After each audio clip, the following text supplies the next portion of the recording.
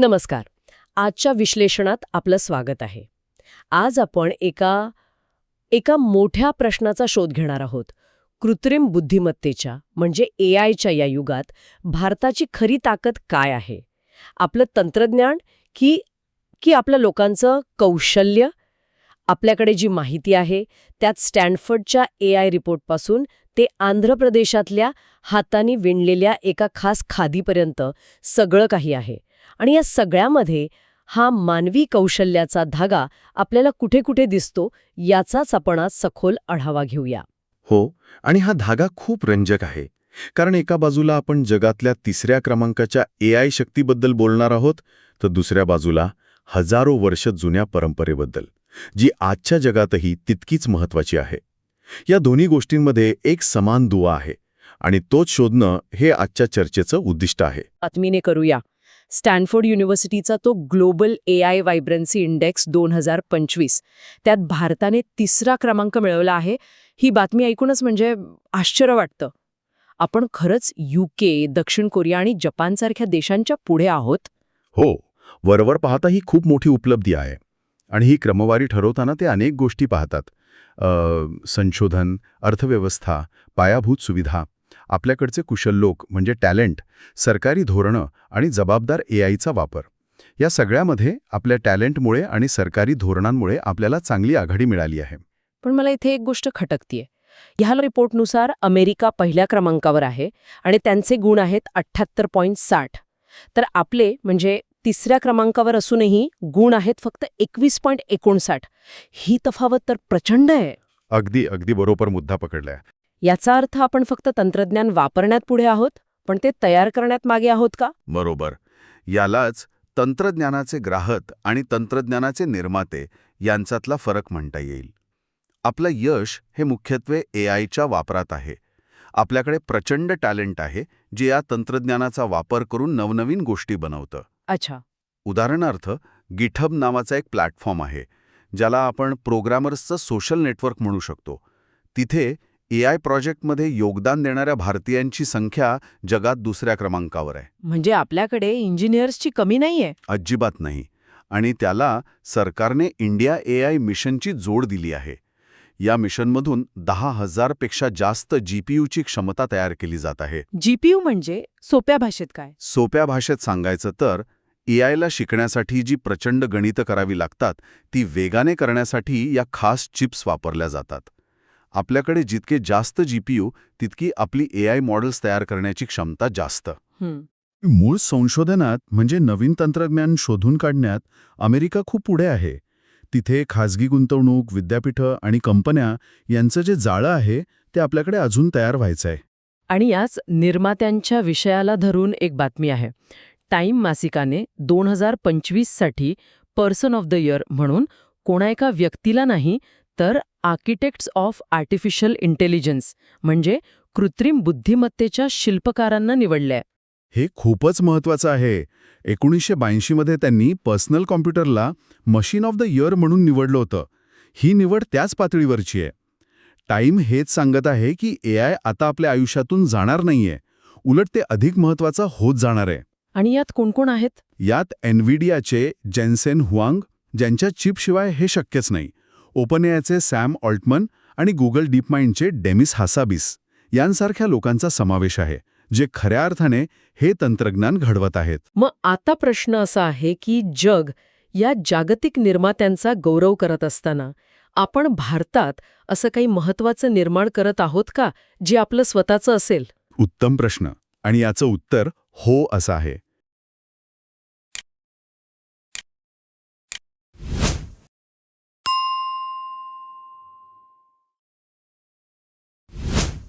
आपल्या दूरसंचार संशोधन संस्थेने म्हणजेच C.ने एक खूप मोठा सन्मान मिळवला आहे.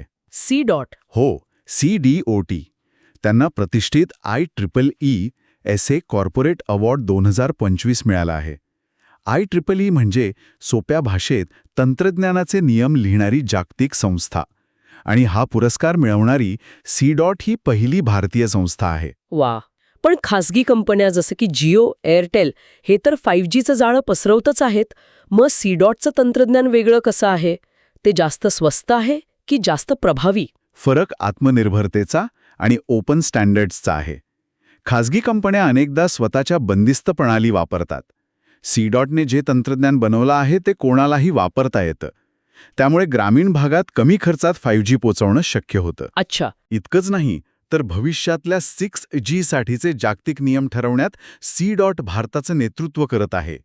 म्हणजे आपण केवळ ग्राहक नाही तर नियम बनवणारे निर्माते होत आहोत. हे खऱ्या अर्थाने मानवी कौशल्याचं यश आहे.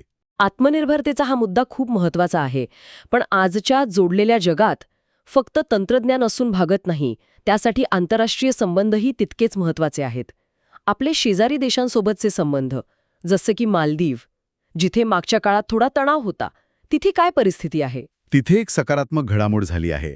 भारत आणि मालदीव यांच्यात नुकताच एकोवेरिन नावाचा संयुक्त लष्करी सराव केरळमध्ये पार पडला. एकुवेरिन. हो, एकोवेरिनचा त्यांच्या धिवेही भाषेत अर्थ मित्र असा होतो. दोन्ही देशांमध्ये राजकीय पातळीवर कितीही मतभेद असले तरी संरक्षण संबंध स्थिर आहेत हा संदेश यातून जातो. या सरावात दहशतवाद विरोधी मोहिमा आणि आपत्ती व्यवस्थापनावर भर दिला गेला, जे दोन्ही देशांसाठी महत्त्वाचं आहे. ठीक आहे, म्हणजे लष्करी संबंध स्थिर आहेत. हं. पण जागतिक व्यासपीठांवर आपला प्रभाव कसा आहे? चीनमध्ये शांघाय सहकार्य संघटनेची परिषद झाली. हो, आणि तिथे दहशतवाद, फुटीरतावाद आणि जहालवाद या 3 शक्तींचा सामना करण्यावर सर्व सदस्य देशांचं एकमत झालं, जे भारताच्या भूमिकेला दुजोरा देणारा आहे. पण याचसोबत सौदी अरेबियामध्ये संयुक्त राष्ट्रांचा एक वेगळाच मंच झाला, UANOC फोरम. हा मंच म्हणजे वेगवेगळ्या संस्कृती आणि धर्मांमध्ये संवाद वाढवण्यासाठी एक जागतिक व्यासपीठ आहे. सौदीसारख्या देशात सभ्यतांचा संघर्ष नाकारून संवादावर भर दिला जाणे हे लक्षणीय आहे आणि यावरून सौदी अरेबियाची इमेज कशी बदलतीये हे स्पष्ट दिसतं. हे सगळं ऐकायला चांगलं वाटतं, पण मग मला एका गोष्टीचं उत्तर मिळत नाही. जर आपला प्रभाव खरंच वाढत असेल तर आर्ट अँड कॅपिटलच्या 2025च्या पासपोर्ट इंडेक्समध्ये आपण 67व्या क्रमांकावर का आहोत? बरोबर. तर UAE पहिल्या क्रमांकावर आहे. हे तर आपल्या सॉफ्ट पॉवरवर प्रश्नचिन्ह निर्माण करतं नाही का? अगदी. यालाच वास्तवाची जाणीव म्हणतात. पासपोर्टचा क्रमांक थेट तुमच्या देशाच्या सॉफ्ट पॉवरशी जोडलेला असतो. याचा अनुभव अनेकांना येतो. माझ्या एका मित्राला युरोपच्या तातडीच्या दौऱ्यावर जायचं होतं, पण व्हिसाच्या प्रक्रियेतच इतका वेळ गेला की ती संधी चुकली. अरे रे. UAEच्या नागरिकाला हा विचारही करावा लागत नाही, कारण त्यांना 179 देशांमध्ये व्हिसा फ्री प्रवेश आहे. आपल्या नागरिकांना अजूनही या स्वातंत्र्यासाठी झगडावं लागतंय. पण काही क्षेत्रात आपली सॉफ्ट पॉवर निर्विवाद आहे नाही का? उदाहरणार्थ आपली जगाची फार्मसी ही ओळख. लायबेरियासोबत झालेला करार याचंच उदाहरण आहे. नक्कीच. हा फार्माकोपिया करार म्हणजे काय तर भारतीय मानकांनुसार बनवलेल्या औषधांना आता लायबेरियामध्ये अधिकृत मान्यता मिळेल. यामुळे तिथल्या लोकांना स्वस्त आणि दर्जेदार भारतीय जेनेरिक औषधं सहज उपलब्ध होतील. हे आपल्या कौशल्याचं, आपल्या फार्मा उद्योगाचं यश आहे आणि सॉफ्ट पॉवरचं एक उत्तम उदाहरण आहे. तर आपण आपलं कौशल्य जागतिक पातळीवर वापरत आहोत. पण मग देशात काय परिस्थिती आहे? आपण आपल्या लोकांचं जीवनमान सुधारण्यासाठी त्यांच्या कौशल्याचा वापर करत आहोत का? मनरेगा योजनेत काही मोठे बदल प्रस्तावित आहेत असं ऐकलंय. हो, आणि हे बदल फक्त नावापुरते नाहीत. योजनेचं नाव बदलून पूज्य बापू ग्रामीण रोजगार योजना असं करण्याचं प्रस्तावित आहे. पण त्यासोबतच कामाचे दिवस 100 वरून 125 करण्यात आले आहेत आणि किमान मजुरी वाढवून 240 रुपये प्रतिदिवस केली आहे. कामाचे दिवस आणि मजुरी वाढवणे हे कागदावर चांगलं दिसतं, पण या योजनेवर भ्रष्टाचाराचे आणि अकार्यक्षमतेचे नेहमीच आरोप होतात. केवळ नाव बदलल्याने किंवा मजुरी वाढवल्याने या मूळ समस्या दूर होतील का? हा एक अत्यंत वैध प्रश्न आहे आणि सरकारचं म्हणणं असं आहे की या बदलांमागे केवळ तात्पुरता रोजगार देणं हा उद्देश नाही, तर ग्रामीण भागात उत्पादक मालमत्ता म्हणजे प्रोडक्टिव्ह ॲसेट्स निर्माण करण्यावर भर दिला जाईल. म्हणजे अशी कामं जी भविष्यातही उपयोगी पडतील. यातून विकसित भारतच्या उद्दिष्टांशी ही योजना जोडण्याचा प्रयत्न आहे. पण तुम्ही म्हणालात त्याप्रमाणे याची अंमलबजावणी कशी होते हे पाहणं महत्त्वाचं ठरेल. आणि प्रशासनातील समस्यांबद्दल बोलायचं झालं तर पारदर्शकतेच्या बाबतीत काय घडतंय? माहिती आयोगावर नवीन आयुक्तांची नियुक्ती झाली आहे. हो, राजकुमार गोयल यांची नवीन मुख्य माहिती आयुक्त म्हणून नियुक्ती झाली आहे. पण यातली खरी मोठी बातमी ही नाही. मोठी बातमी ही आहे की या नियुक्तीमुळे 9 वर्षांनंतर केंद्रीय माहिती आयोग पूर्ण क्षमतेने कार्यरत झाला आहे. 9 वर्षांनंतर? हो, म्हणजे आता एक मुख्य आयुक्त आणि 10 आयुक्त हे संपूर्ण पॅनल भरले गेले आहे. याचा थेट परिणाम असा होईल की माहिती अधिकारांतर्गत ज्या हजारो पेंडिंग केसेस आहेत त्या लवकर मार्गी लागतील. आणि नागरिकांसाठी योजनांची माहिती मिळवणं सोपं करण्यासाठी उत्तराखंड सरकारने मेरी योजना नावाचं पोर्टल सुरू केलंय. हो, आणि हा एक खूप चांगला उपक्रम आहे. हा एक सिंगल विंडो प्लॅटफॉर्म आहे, म्हणजे राज्य आणि केंद्राच्या सर्व योजनांची माहिती एकाच ठिकाणी मिळते. तुम्ही तुमच्या पात्रतेनुसार कोणती योजना तुम्हाला लागू होते हे शोधू शकता. यामुळे सरकारी कार्यालयांचे हेलपाटे वाचतील आणि प्रक्रियेत पारदर्शकता येईल. ठीक आहे, धोरणं आणि प्रशासनाबद्दल बोलणं झालं, पण आता त्या बातमीकडे येऊया जेने माझं लक्ष वेधून घेतलंय. आंध्र प्रदेशच्या एका खादीबद्दल, पोंड्रू खादी आणि काहीतरी माशाचा संबंध आहे. हो, ही गोष्टच तशी आहे. या पोंड्रू खादीला नुकताच GI टॅग मिळाला आहे आणि ह्याचं वैशिष्ट्य इतकं अद्भुत आहे की ते जगात कुठेही आढळत नाही. ही खादी एका खास प्रकारच्या स्थानिक पहाडी कापसापासून बनवली जाते. थांबा एक मिनिट, माशाच्या जबड्याचं हाड, हे कसं शक्य आहे? म्हणजे ते इतकं नाजूक काम करण्यासाठी पुरेसं मजबूत असतं का? मला हे प्रत्यक्ष पाहिल्याशिवाय विश्वास बसणार नाही. अगदी. पण हीच तिथल्या विणकरांची कला आहे, त्यांचं कौशल्य आहे. ते वालुगा नावाच्या माशाच्या जबड्याच्या हाडाचा वापर कापसातून बिया काढण्यासाठी आणि कापूस स्वच्छ करण्यासाठी करतात. अविश्वसनीय. ह्या प्रक्रियेमुळेच ही खादी कमालीची मऊ आणि टिकाऊ बनते. इतकंच नाही तर 1921 मध्ये महात्मा गांधींनी स्वतः ह्या खादीचं कौतुक केलं होतं आणि ती वापरण्यास पसंती दिली होती.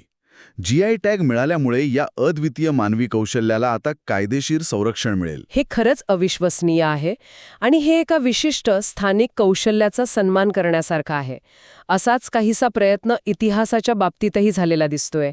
एका तमिळ सम्राटाच्या सन्मानार्थ टपाल तिकीट प्रसिद्ध करण्यात आले. हो, उपराष्ट्रपती CP राधाकृष्णन यांनी तमिळ सम्राट पेरुंबदुगू मुथरैया द्वितीय यांच्या सन्मानार्थ हे तिकीट प्रसिद्ध केलं.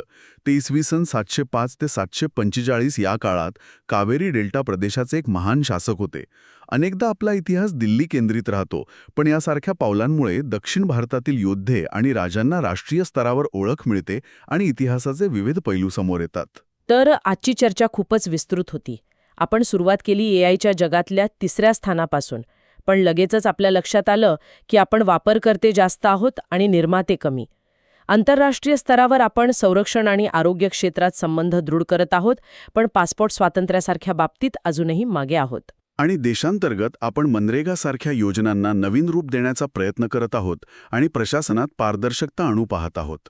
पण या सगळ्याच्या केंद्रस्थानी मला एकच गोष्ट दिसते. कोणती? मानवी कौशल्य. तोच धागा जो आपण सुरुवातीला पकडला होता. गिटहबवर कोड लिहिणारा भारतीय इंजिनियर असो, C.मध्ये दूरसंचार मानके ठरवणाऱ्या शास्त्रज्ञ असो, किंवा माशाच्या जबड्याने कापूस साफ करणारा पोंडुरूचा विणकर असो. कृत्रिम बुद्धिमत्तेच्या या युगात जिथे सगळं काही स्वयंचलित होण्याची भीती व्यक्त केली जाते, तिथे हेच वैविध्यपूर्ण मानवी कौशल्य भारताची सर्वात मोठी आणि अद्वितीय ताकद ठरू शकते. पण यासोबत एक विचार करण्यासारखा प्रश्न निर्माण होतो. जसजसे AI अधिक प्रगत होईल, तसतसं या मानवी कौशल्याला सतत अद्ययावत ठेवणे आणि त्याचे योग्य व्यवस्थापन करणे हेच भारतापुढील सर्वात मोठे आव्हान ठरेल का? यावर नक्की विचार करा.